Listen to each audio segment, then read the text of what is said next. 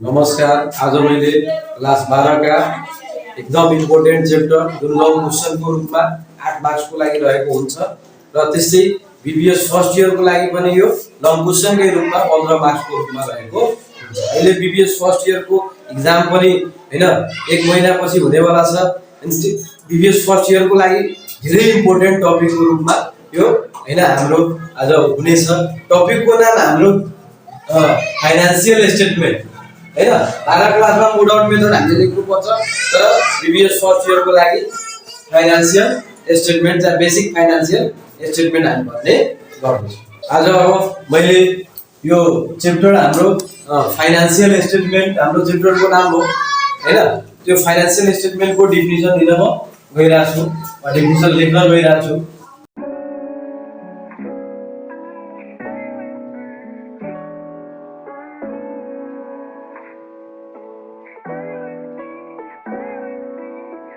Definition of the statement which shows the financial position of an organization at the end of fiscal year is called financial statement. इसमा हामीले हैन यो financial स्टेटमेन्टले के बताउँछ? Financial position के बताउँछ? Financial position of an organisation, कुनै पनि संगठनको वित्तीय अवस्था। जस्तै वित्तीय अवस्थामा हाम्रो के आउँछ? एसेट्सहरु आउँछ वित्तीय अवस्थामा वा फाइनान्शियल पोजिसनमा। त्यस्तै हाम्रो क्यापिटल आउँछ, त्यस्तै हाम्रो लायबिलिटिज आउँछ, अनि त्यस्तै एक्सपेन्सेसहरु लसेस आउँछ, इन्कम एन्ड प्रॉफिट। अर्थात् हामीले यसलाई सिम्पल रूपमा परिभाषा गर्दाखेरि कुनै पनि संगठनको सम्पत्ति, पुँजी, दायित्व, खर्च, नोक्सानी, आम्दानी र नाफाको अवस्था बताउने विवरणलाई हामी के भन्छौँ? फाइनान्शियल स्टेटमेन्ट वा वित्तीय विवरण भन्ने गर्दछौँ। अर्थात् कुनै पनि संगठनको एउटा निश्चित अवधि भित्रको वित्तीय अवस्था वा वित्तीय स्थिति, जस्तै हाम्रो खर्च कति भयो, आम्दानी कति भयो, नोक्सानी कति भयो हैन, र त्यस्तै सम्पत्ति कति छ र हामीले सम्पत्ति जुन छ त्यो सम्पत्तिबाट हामीले दायित्व तिर्न सक्षम छ वा छैन, त्यो कुराहरुको स्थिति बताउने विवरणलाई के भन्छ? हामी फाइनान्शियल स्टेटमेन्ट वा वित्तीय विवरण भन्ने गर्दछौँ। अब हामीले फाइनान्शियल स्टेटमेन्टको टाइप्सको बारेमा पढ्नु पर्नेछ। के को बारेमा? टाइप्स हैन, types of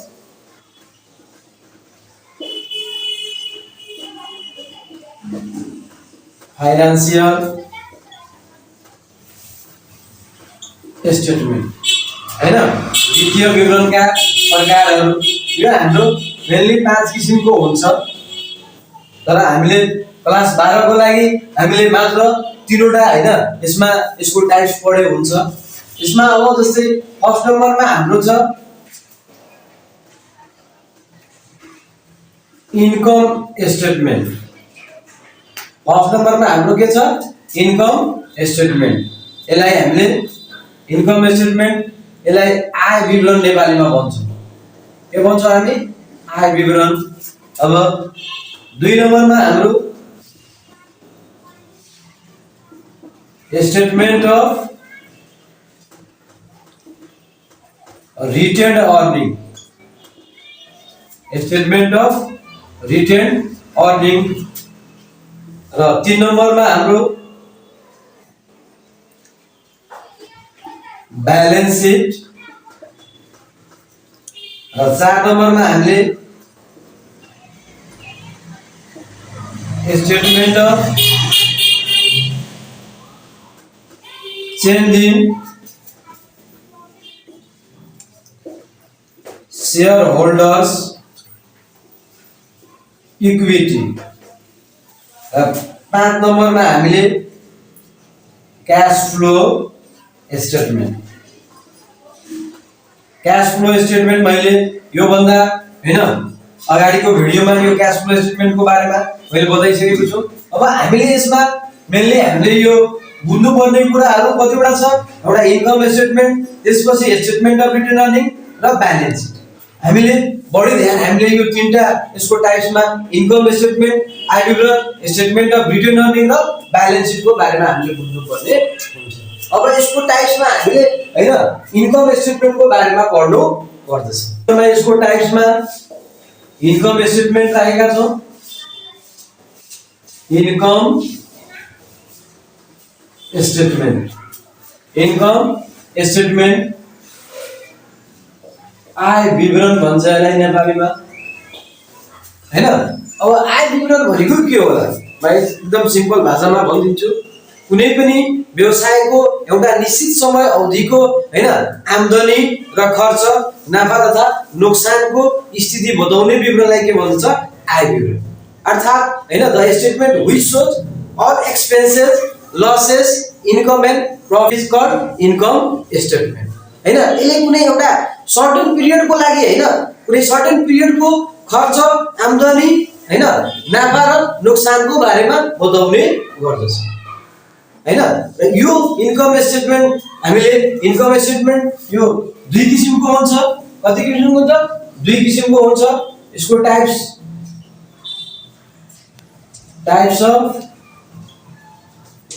income statement. Income statement हाम्रो दुई किसिमको हुन्छ। एउटा single state of income statement र एउटा multi step of income statement. Income statement हाम्रो दुई किसिमको हुन्छ। एउटा single step of income statement र एउटा multi step of income statement. हामी हैन विशेष गरी यो मल्टी स्टेप अफ इन्कम स्टेटमेन्टमा ध्यान दिनु पर्दछ र एक्जाममा हाम्रो मल्टी स्टेप इन्कम स्टेटमेन्ट नै आउने गर्दछ। अब मैले मल्टी स्टेप इन्कम स्टेटमेन्टको फर्मेट तयार गर्न गइरहेको छु। मैले मल्टी स्टेप इन्कम स्टेटमेन्टको फर्मेटको बारेमा बताउँदै छु। हामीले सबभन्दा पहिला सेल्स लिनु पर्यो। के लिनु पर्यो? Sales revenue. सेल्स रिभेन्यू चाहिन्छ हाम्रो अनि यसको एमाउन्ट हाम्रो प्लसमा हुन्छ। त्यसपछि लेस गर्ने सेल्स रिटर्न छ भने हामीले लेस गर्नु पर्दछ। त्यस्तै सेल्स डिस्काउन्ट छ भने त्यो पनि हामीले लेस गर्नु पर्छ। सेल्स रिभेन्यूबाट हामीले यो सेल्स रिटर्न र सेल्स डिस्काउन्ट घटाइसकेपछि हाम्रो नेट सेल्स आउँछ। त्यो टोटलमा हामीले लेख्छौँ। अब नेट सेल्सबाट हामीले यो कस्ट अफ गुड्स सोल्ड के घटाउनु पर्यो? Cost of goods sold. Cost of goods सोल्डको एमाउन्ट दिएको छ भने सिधै हामी त्यसको एमाउन्ट लेखेर हामीले घटाइदिनु पर्यो। यदि कस्ट अफ गुड्स सोल्डको एमाउन्ट दिएको छैन भने हामीले त्यसको शीर्षकहरू चाहिन्छ हामीले। जस्तै त्यसमा हाम्रो ओपनिङ स्टक के चाहियो? Opening stock. त्यसपछि पर्चेज चाहियो। अब पर्चेजमा हाम्रो त्यस्तै क्यारेज चाहियो, विजेट चाहियो र हामीले क्लोजिङ स्टक र पर्चेज रिटर्नलाई घटाउनु पर्दछ। अर्थात् कस्ट अफ गुड्स सोल्डको एमाउन्ट दिएको छैन भने हामीलाई ओपनिङ स्टक हामीले लिनु पर्यो, त्यसपछि पर्चेज हामीले लिनु पर्यो, त्यसपछि क्यारेज लिनु पर्यो, विजेट छ भने विजेट लिनु पर्यो र हामीले त्यसमध्येबाट क्लोजिङ स्टक घटाउनु पर्छ र पर्चेज रिटर्न घटाइदियो भने हाम्रो total cost of goods sold आइहाल्छ जुन हामीले टोटलमा लेख्ने। र त्यसपछि सेल्सबाट total cost of goods sold घटाएर हाम्रो ग्रस प्रॉफिट आउँछ। के आउँछ? Gross profit. Sales minus cost of goods sold यहाँ मैले लेखिदिएको छु। अनि त्यसपछि हाम्रो यो जुन ग्रस प्रॉफिट आयो, ग्रस प्रॉफिटबाट हामीले अपरेटिङ एक्सपेन्सेस लेस गर्नुपर्छ। के लेस गर्नुपर्छ? Operating expenses. अब अपरेटिङ एक्सपेन्सेसमा दुईटा एक्सपेन्सेसलाई हामीले शीर्षकको रूपमा देखाउनु पर्दछ। जस्तै एउटा अफिस एन्ड एडमिनिस्ट्रेटिभ एक्सपेन्सेस छ, यानी कि अफिससँग रिलेटेड एक्सपेन्सेसहरू हामीले पहिला देखाउनु पर्यो। एले डिनोट गरेका छौँ हामी। यसमा अफिस स्यालेरी छ, प्रिन्टिङ एन्ड स्टेसनरी छ, रेन्ट एन्ड इन्सुरेन्स छ, त्यस्तै सप्लाई एक्सपेन्सेसहरू छ, ब्याङ्क चार्ज वा लिगल चार्ज छ, त्यस्तै सन्ड्री एक्सपेन्सेस र पछि हाम्रो डिभिजन अन फिक्स एसेट्स। अब यसमा फिक्स एसेट्समा हाम्रो बिल्डिङको आउँछ, फर्निचरको आउँछ, मेसिनरीहरूको आउँछ, हाम्रो डिभिजन आउने गर्दछ। त्यसपछि हामीले अफिस एन्ड एडमिनिस्ट्रेटिभ एक्सपेन्सेसको टोटल एक्सपेन्सेस लेखिसकेपछि हामीले त्यसलाई नेट एले डिनोट गर्ने। केले? Net L. अब त्यसपछि बीमा हामीले यो अपरेटिङ अन्तर्गत नै पर्ने गर्दछ। बीमा सेलिङ एन्ड डिस्ट्रिब्युसन एक्सपेन्सेस। अब सेलिङ एन्ड डिस्ट्रिब्युसन भनेको अब हामीले सामान बेच्दाखेरि कुन कुन खर्चहरू बियर गर्नु पर्दछ। जस्तै हाम्रो एडभर्टाइजमेन्ट एक्सपेन्सेस प्रचार प्रसार गर्नुपर्छ, त्यस्तै क्यारेज आउटवर्ड छ, त्यस्तै सेल्सम्यान राख्नु पर्यो, सेल्सम्यानलाई दिने सेल्सम्यान सेलेरी एन्ड कमिसन छ, रेन्ट अफ वेयर हाउस वा गोडाउन छ हैन, त्यस्तै डिस्काउन्ट अलाउड वा ब्याडेड छ, त्यस्तै डिभिजन अफ डेलिभरी भ्यान, यसमा डेलिभरी भ्यानको डिभिजन आउने गर्छ। अब हामीले अब त्यसपछि अब नेट बी निकाल्नु पर्यो, सेलिङ एन्ड डिस्ट्रिब्युसनको टोटल बी निकाल्ने। अब हाम्रो यसमा ग्रस प्रॉफिटबाट अपरेटिङ एक्सपेन्सेस घटाउँछ नि त, अपरेटिङमा हाम्रो office and administrative expenses A मा हुन्छ र selling and distribution expenses B मा। अब टोटल अपरेटिङ एक्सपेन्सेस हामीले निकाल्नु पर्यो ए प्लस बी। अब दुवै एक्सपेन्सेस अफिस र सेलिङको एक्सपेन्सेस जोडेर हामीले यहाँ राख्ने र ग्रस प्रॉफिटबाट घटाउनु पर्दछ। त्यसपछि हाम्रो इन्कम फ्रम अपरेसन आउँछ, जुन कि ग्रस प्रॉफिटको एमाउन्ट आएको छ उता, ग्रस प्रॉफिटको एमाउन्टबाट हामीले टोटल अपरेटिङ एक्सपेन्सेस घटाउनु पर्दछ। टोटल अपरेटिङमा हाम्रो अफिस एन्ड एडमिनिस्ट्रेटिभ ए र हाम्रो सेलिङ एन्ड डिस्ट्रिब्युसन बी आइहाल्छ। हामीले ग्रस प्रॉफिटबाट टोटल अपरेटिङ घटायो भने इन्कम फ्रम अपरेसन आउँछ र इन्कम फ्रम अपरेसन आइसकेपछि त्यसमा एड अदर इन्कम गर्ने। के गर्ने? अदर इन्कम हामीले एड गर्नु पर्यो। अदर इन्कममा हाम्रो इन्ट्रेस्ट एन्ड डिभिडेन्ड रिसिभ आउँछ, यसमा इन्ट्रेस्ट अन इन्भेस्टमेन्ट पनि आउन सक्छ। अनि त्यसपछि gain or profit on sale of fix assets, fix assets बेच्यो भने प्रॉफिट भयो भने त्यो आउँछ र साथै अल अदर इन्कम वा रिसिभ जति रिसिभहरू छ त्यो हामीले अदर इन्कममा आउँछ। त्यसपछि हामीले लेस गर्ने अदर एक्सपेन्सेस। के लेस गर्ने? Other expenses. अदर एक्सपेन्सेसमा हाम्रो इन्ट्रेस्ट अन लोन, चाहे इन्ट्रेस्ट अन डिभेन्चर, चाहे इन्ट्रेस्ट पेड आउँछ हैन, त्यस्तै loss on sale of fix assets. अब हामीले यो अदर इन्कम र अदर एक्सपेन्सेस हामीले घटायो हैन, जोड घटाउ गरेर यहाँ राख्नु पर्यो। यदि प्लसमा आछ भने ब्राकेट बाहिर राख्ने र माइनसमा आछ भने ब्राकेट भित्र। अब हामीले इन्कम फ्रम अपरेसनको एमाउन्टबाट यो अदर इन्कम वा अदर एक्सपेन्सेसको एमाउन्टलाई हामीले के गर्ने? लेस गर्ने। के गर्ने? लेस वा एड गर्नु पर्दछ। लेस र एड गरिसकेपछि हामीले नेट इन्कम बिफोर ट्याक्स आउँछ। के आउँछ? Net income before. कसरी आयो? इन्कम फ्रम अपरेसनमा हामीले अदर इन्कम जोड्ने र अदर एक्सपेन्सेस घटाएर आएको हाम्रो amount net income before tax आउँछ। यसबाट हामीले प्रोभिजन फर ट्याक्स वा इन्कम ट्याक्स एक्सपेन्सेस घटाइदियो भने हाम्रो एन्सरको रूपमा नेट इन्कम वा नेट प्रॉफिट, नेट लस पनि हुन सक्छ। नेट प्रॉफिट भयो भने प्लसमा, नेट लस भयो भने माइनसमा। यो हाम्रो टोटल मल्टी स्टेप इन्कम स्टेटमेन्टको टोटल फुली फर्मेट भयो हैन। आज मैले मल्टी स्टेप इन्कम स्टेटमेन्टको फर्मेट बनाएर बताएका छु र यो मल्टी स्टेप इन्कम स्टेटमेन्टको फर्मेट राम्ररी ध्यान दिने, यो फर्मेट बाहेकका हैन कुराहरू हैन धेरै कम आउँछ। अर्थात् यस अन्तर्गत हामीले सबभन्दा महत्त्वपूर्ण कुरा के छ?